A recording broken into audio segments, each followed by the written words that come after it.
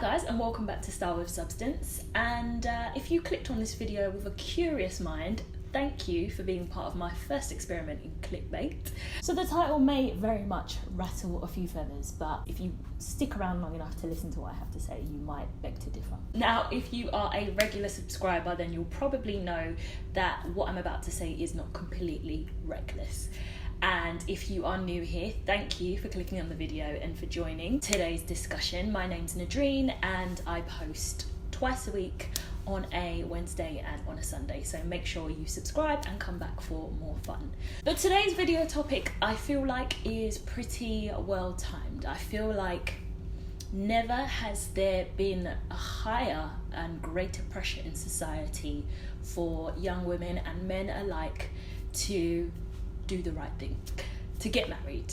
And I wanted to title this video something really provocative, but the message that I wanted to get across is actually quite an important one. So if you like the sound of that and you want to hear what I have to say on the topic, then please keep watching. As a young-ish woman now in her 30s, I can very much identify with a feeling that there's definitely a sequential order to how you're supposed to live your life.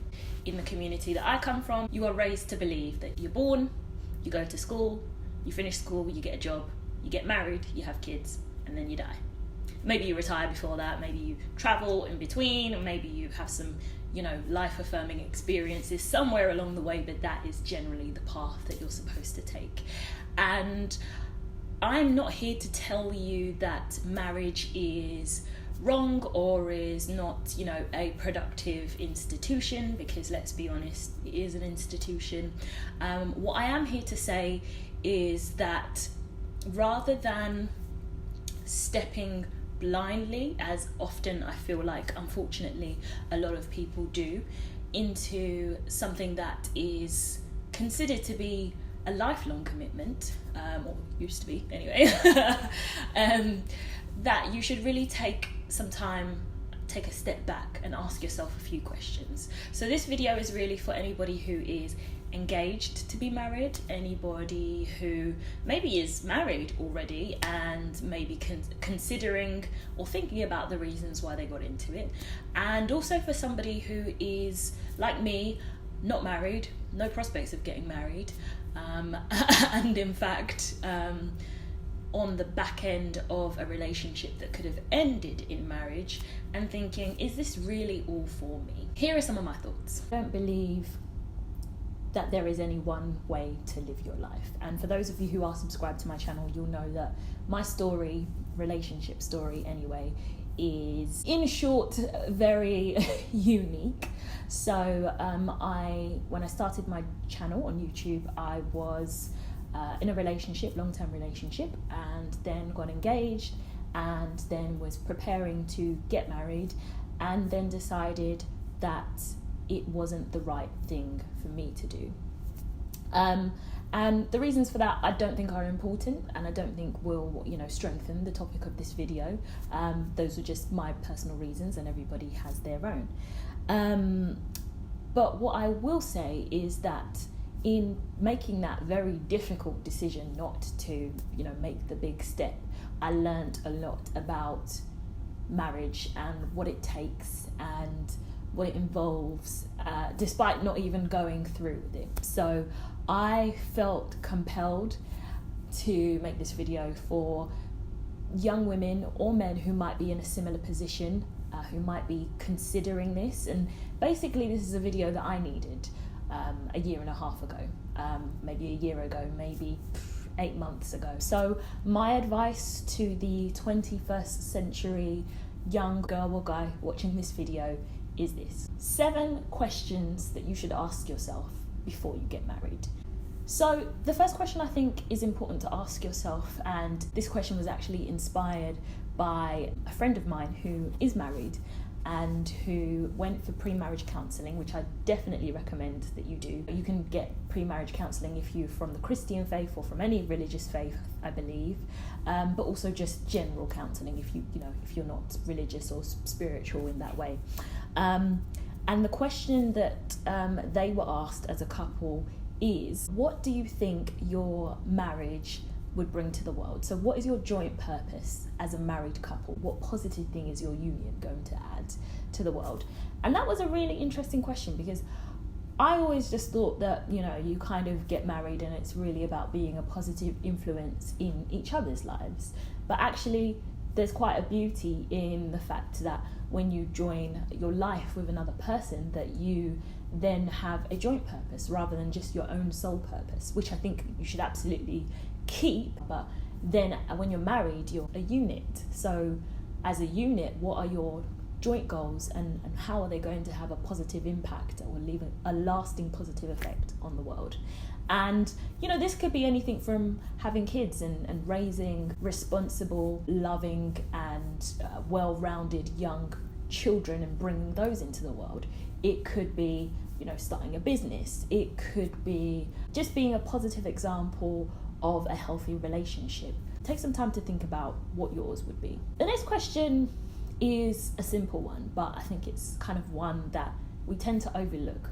And I think we tend to overlook it because we get wrapped up in a lot of other things about our other half or our partners, and we can get a little bit distracted from the things that really matter. So what I think you should ask yourself is, at a basic level, do you really want the same things? And I'm not talking about do you want to buy a house?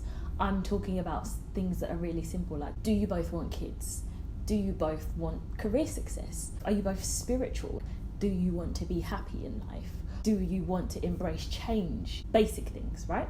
So that's a question to ask yourselves.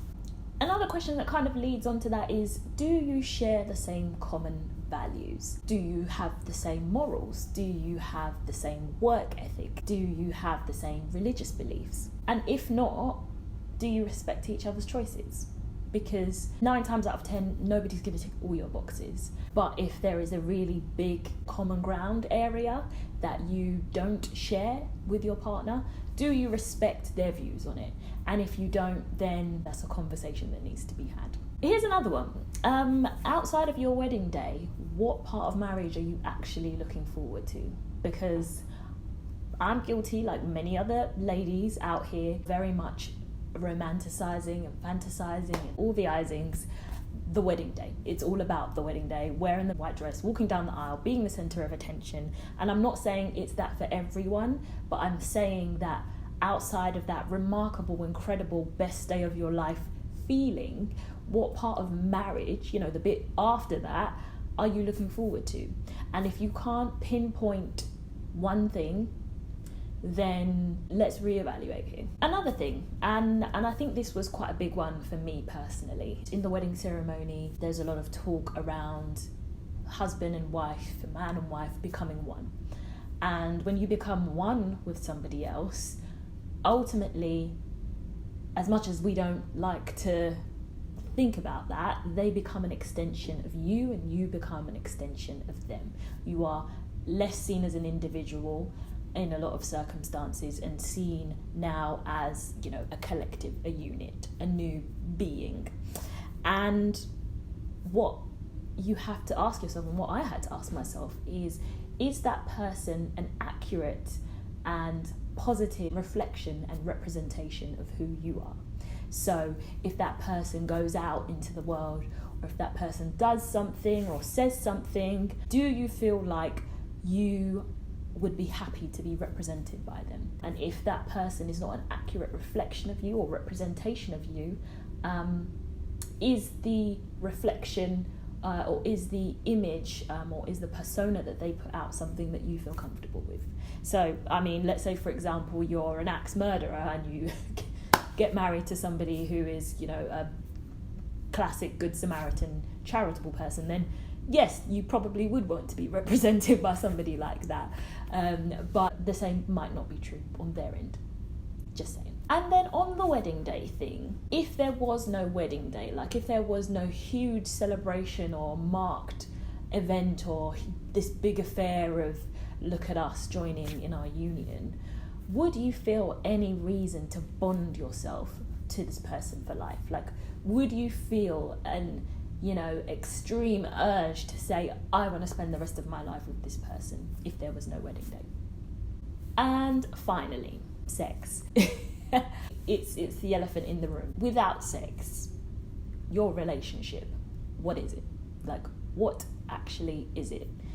Because it's no secret that sometimes in marriage, particularly once kids are involved or some time has passed, that sex is not as frequent an occurrence as we would like. I'm sorry, fellas and ladies.